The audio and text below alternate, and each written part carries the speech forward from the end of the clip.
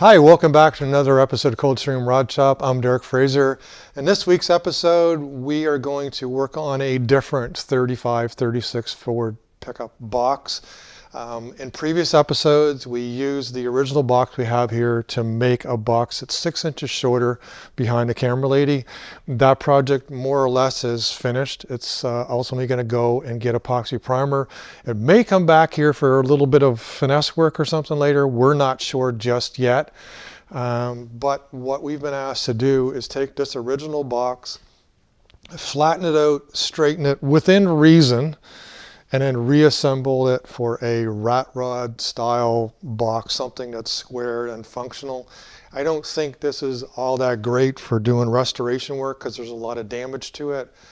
Conceivably, I guess, depending on how much work you put into it, you could do something like that. But what the owner wants me to do is kind of reconstruct it into an original box shape. Use some rectangular tubing to build a subrail so it sits at the right height and everything else. So what I'll do in this episode, I'll cover most of that. We'll make the subrails up. We're going to send them out to get sandblasted, and then I'll start fitting the sheet metal to it so that he'll get what he wants, and then ultimately that'll go back to his place. On another front with the camera lady's Roadster, I'm going to carry on with some of the wiring that we started. We'll finish up as much as we can. We're waiting for some new indicator lights to finish off the dash work. And then if I have time, I really need to get back on the 32 5-window coupe behind the camera lady's Roadster, get at least some work done on that as well. So we'll see, but we'll start with this. Follow along. Well, today I'm picking away on the camera lady's Roadster, doing some more wiring. I still don't have the indicator lights in to finish the dash gauges off yet, but that's no problem. One thing I needed to do was actually wire up the rear tail lights and the license plate light, as well as the gas sending unit. So the gas sending unit, what I'd done previously is on the sending unit itself, I actually attached a pink wire that you can see coming through the floor there. Before I put the body on, I actually I made a wire up for it that was long enough that ultimately would stick up through the floor, so I wouldn't have to actually fish through the floor and then attach something onto the sending unit itself. So what I was able to do is drill a hole in the floor, put that pink wire up through, and then connect it to a wire in the harness. I've since taken some cloth black tape and wrapped the harness up to kind of make it a little more old school. The parking lights and the signal lights are hooked up, which really wasn't that difficult to do. And another thing that I was really stressing out over is I wanted that license plate to be in the center of the rear panel. Done some research onto it, looked at all kinds of pictures online, and essentially if you want to use kind of like the old school style license plate light, which is kind of big and bulky but more traditional, you pretty much have to locate it below the deck lid, and then by doing that the license plate's got to come down. The second reason for putting the license plate where it is that those bolt holes, when they go through, they've got to go below the drip tray here and have access to them. You can't cut into it. You got to have a place for those bolts to go through. So my license plate is, and the license plate light is basically where, if you look at traditional 5-window coupes, 3-window coupes, and Roadsters, that's where it sits. So we're in the same place. So I'm good now. So we drilled the holes in the paint, put everything in, hooked the wire up, and then now we're good to go for that section. So I'm not sure what else I can work on the wiring until those indicator lights come in. I can't really do the front wiring just yet because what we want to do is we want to paint the grill shell, do the hood. I do have the hood and the sides now. One of the projects that we're going to need to do is go to a friend's place. I'm planning on louvering the top of this hood with this louver press. That will not happen in this episode, but hopefully in the next month we'll get down there and get that done. But what we'll do now is I'm going to jump over to the other garage and we are going to do some more work. Take the 35 pickup box off and start making the quote-unquote rot rod box. We're back in the shop today. As you can see here, I managed to get the box off with the help from a friend. We lifted the box off of the 35 chassis. We're sitting it on the sawhorses, I guess you call them. And I've got the wood out along the wall here. I'm probably going to move the wood back down in my shop. I don't want it sitting on the concrete floor to pick up any moisture, but it's just sitting there for the time being. The plan is to make a subframe for this frame and then reassemble the original box pieces. More than likely with some straightening, because I mean there's been some damage to it. We'll try and get the basic dimensions on the stuff. What I'm going to make it from is we've got some 1x2, 1x3 rectangular tubing, some angle iron, and then over here I've already started working on the front and rear pieces. We're going to make them out of 2x4 rectangular tubing. We're going to make it the original size and we're going to hook up to the original bolt holes. So what I'm going to do, like I said, I've already started making some stuff. I made some measurements right there. So I've got some measurements for the tailgate section and then the piece for the box section. What I'll do is I'll make both of those. We're going to put it on the frame.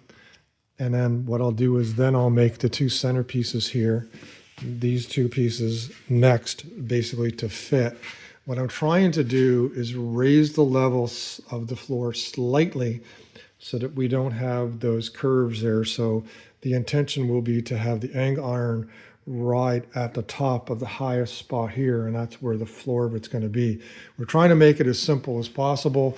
And I think with this gap here on the back, the 2x4 will actually sit at this height here. For the tailgate to connect with. That's kind of what we did with the 32 pickup box. But what I'll do is as I build it, I will show you how it goes. So there's the rat rod pickup bed so far.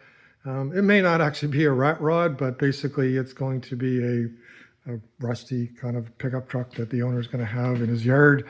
I'm not sure if he's going to drive it around or just kind of display or whatever, but essentially he wants a pickup bed put together to put on the vehicle. He is going to sandblast this and prime it and stuff, so it's not going to be crappy. It's just going to be basic, I guess, if you want to call it that. By using the 2x4 1/8 wall, it's a little bit overkill because we don't need that strength, but it's actually kind of convenient from a size point of view to construct the subrails. So far we've got the forward ones closest to the cab. We've got the tailgate one in place. I did have to adjust it up some more because ultimately, like I said, I was trying to avoid these little humps that basically clear the frame. And what that does, when you put wood into it, you've got to machine the bottom of the wood so it comes down. You're kind of, things are in the way kind of thing. So what I decided to do, like I said, was basically build he's going to put a sheet metal floor or a heavy duty metal floor kind of into it that's going to be flush with this area. So we've got some room to actually move the bed and the subrails up. So that's what we did. I just used angle iron or channel, well not channel, angle iron for the side. I just kept moving it up front and back until basically it just cleared the top of the frame. So it took 2 or 3 iterations until I got that clearance. But like right now, we've got, like I said, we've got everything in place. The mounts holes in the back are done. But what I'm going to do now is I've put these midsection pieces in. I'm going to get some 3/16 plate or bar going to come down like this and angle it. So we'll put a bolt in there and I'll weld it to this piece here. Normally what they did, they just drilled through the channel all the way through. What I did over in the pickup bed for my 32, pickup, I did the same thing. I used these pieces to go across, and then just some plate here, and then we'll put some 1/2-inch bolts into it. So we'll do it there, and we're going to do it 4 places to support it. And then probably what I'll do after that, we'll start messing around with those side panels. Quite certain that they're going to fit, but we've just got to kind of tweak them up and shape them up a bit. The subframe is going to go out and get sandblasted at the beginning of the week, so we're only going to do some more trial work onto those sheet metal pieces to try and get ahead of the game for when it comes back. But anyways, everything's going well so far, nice and square, flat, getting done what we want to do. This morning I'm out here finishing up on the subrails, putting the final 4 mounting bolts in place. Again, it's more about getting something functional and structural too, but not getting it too crazy detailed, because he just wants this to be, I guess, like a display truck or something to drive around the yard and just use up the old metal. So what I've done, I've just taken some 3/16 plate, cut a couple pieces, put holes into it. So we've got the four mounting brackets on the center 2 subrails cross section. So you can see 1, 2, 3, and 4, more than enough. So there's a total of 8 1/2-inch bolts holding this thing in place. It's probably stronger than any original forward sheet metal subrails that there is, but it's actually quicker just to go buy this 125 wall rectangular tubing and form this up. So right now what I'm in the process, or begin the process of doing, is that the sides are kind of beat up pretty bad. At some point in time, someone has drilled holes and put some sort of support for a floor in there. He does want me to hammer those out and fill those holes up, but just not go crazy with it. And then the top here, like on this one, it's kind of hard to see, is bent over too much. So I've already tried the other side, which has a slight bend to it, and quite literally put it on the floor and jumped up and down onto it until we kind of got the basic shape. So this is kind of crude, but also don't want to spend a lot of time into it, or he doesn't want me to. We're going to get it straight and get the hammer and dolly, and then flatten out all the stuff on the side panel within reason, so that it becomes functional. We'll fill up all those little holes along the side, and then grind them off. So a little bit of work onto it. The bottom flange I'm going to straighten out, and then what I'll start doing is dumbing them on the side rails here. This section here will have to probably sit, I think, in this hole here, probably about 3/8 of an inch lower, because the cross member on the one we built sits actually a little higher.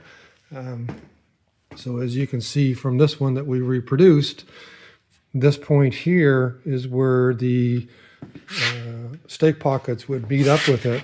But now we've got a cross member that's flush with the top here. It's more like actually 1/2 inch or more. So we're going to have to, I know for a fact, I'm going to have to notch those so it's going to sit in the right position on the subrails, because essentially the subrail floor has raised up some. So anyway, going to work away at this. We'll get things straightened out, and hopefully we'll have the first side kind of dummied on at the stock heights relative to the fenders in a few minutes.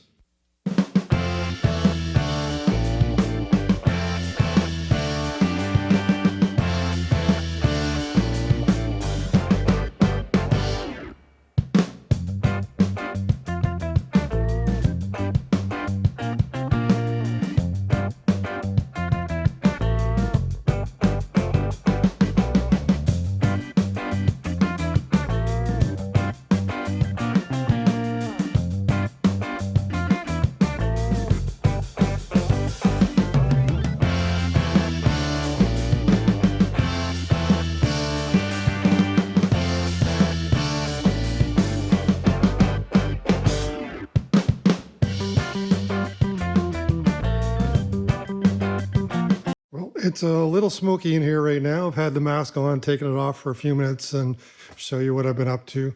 As you just saw, I had to do some significant amount of dolly work on the sides. Again, not trying to get it perfect, just kind of want to get it relatively smooth to be a relatively square box kind of thing. This side here I thought was the better side, but indeed where those holes were, there was a lot of really thin spots, so it took quite a bit of welding. One thing I realized because of the way that I made the subframe, because I didn't do a kick up here and a kick in, so I'll walk over here. The originals had this basic kick in here because there's a bulge in the side of the bedside right there. Now what that's for is for the original friction shocks for the arm to go up and down. They're not going to be doing that on this one.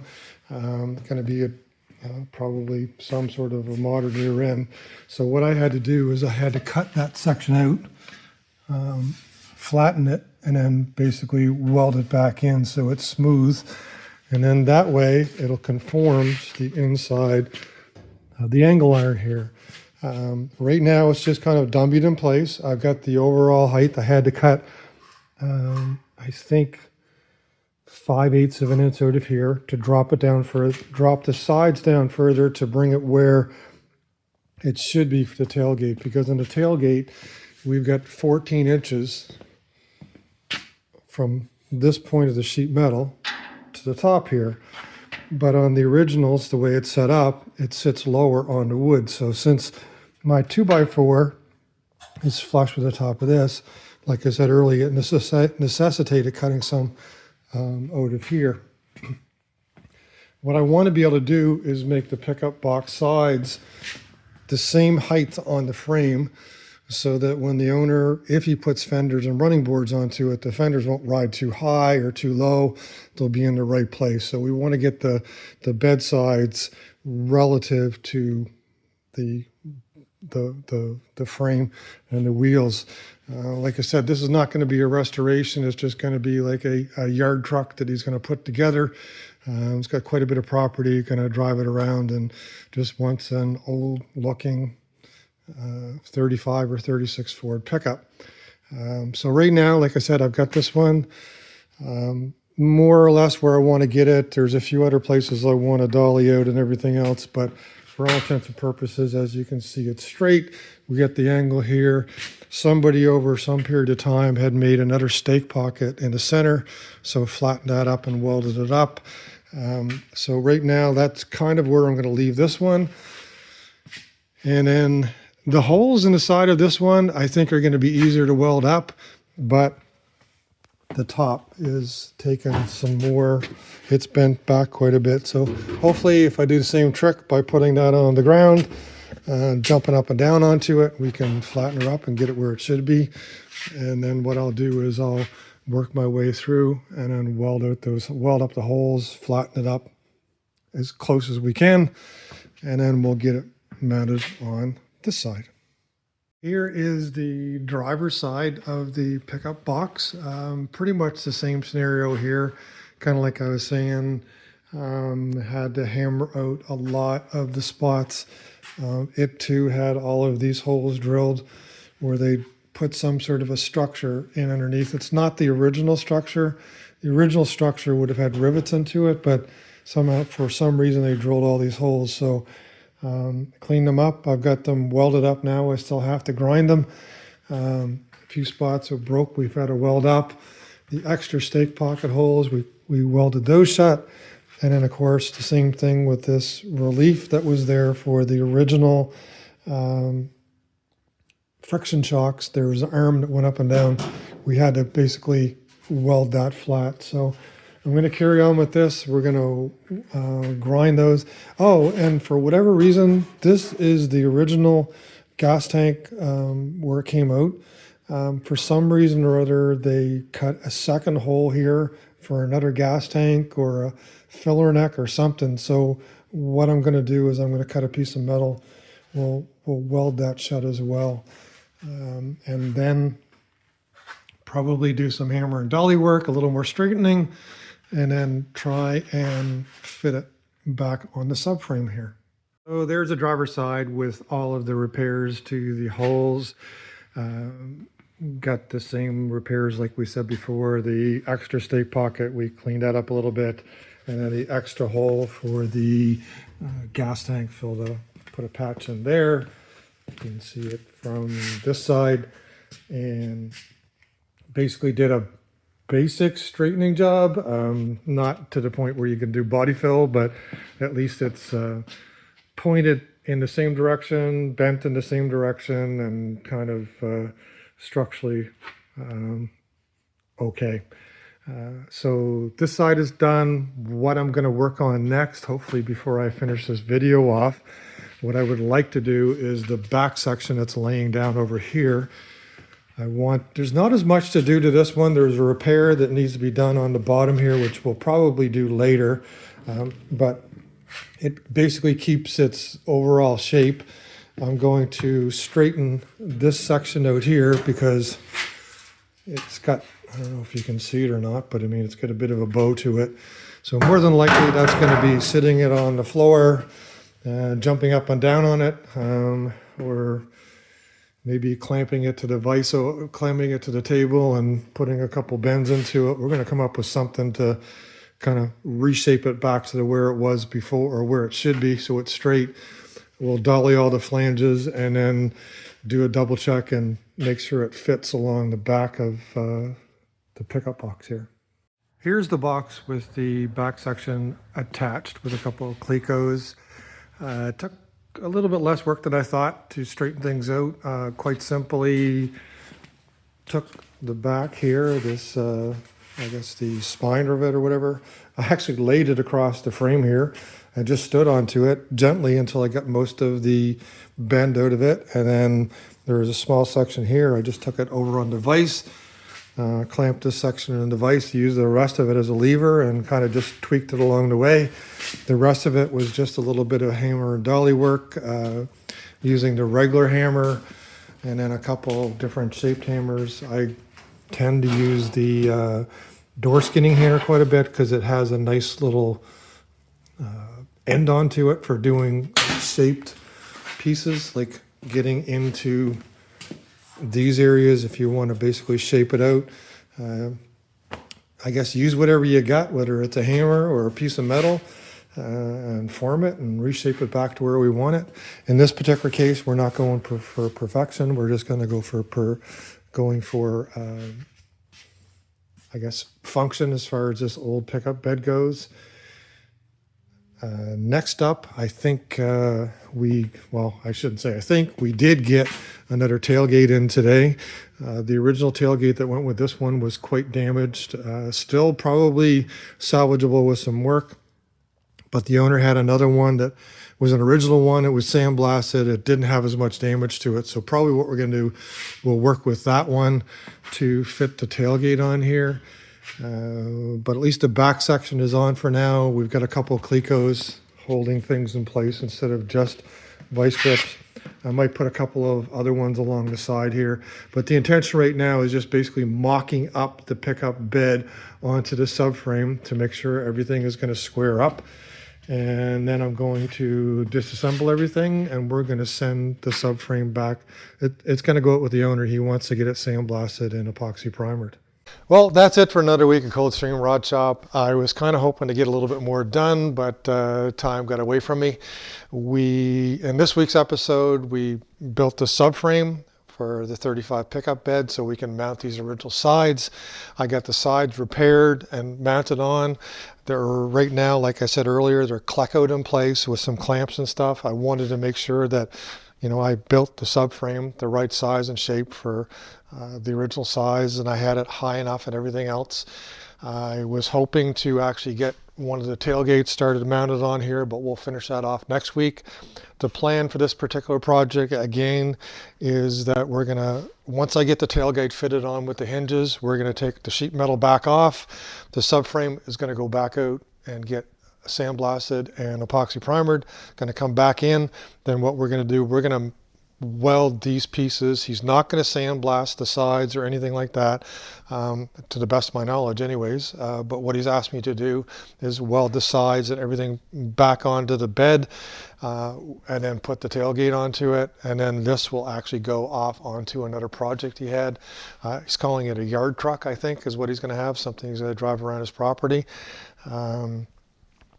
But anyway, that's his thing. This is also for another project of his that's eventually going to go get primered and bodywork and paint. That's going to be shiny paint on that one. But also in this episode, we got a little bit of work done on the camera lady's Roadster. We got the rear tail lights and the license plate put in place. It was kind of stressful trying to figure out where to fit that, but I think I'm quite happy with where it's at right now. It didn't get anything done on the 32 5-window coupe, but gonna have to get onto it soon because I haven't worked on it for a while. So, but anyways, that's it for this week at Coldstream Rod Shop. Hopefully you enjoyed something different. This is kind of a little bit different than what we would normally do. But anyway, please like, share, tag, and subscribe. Come on back next week and see what we're up to.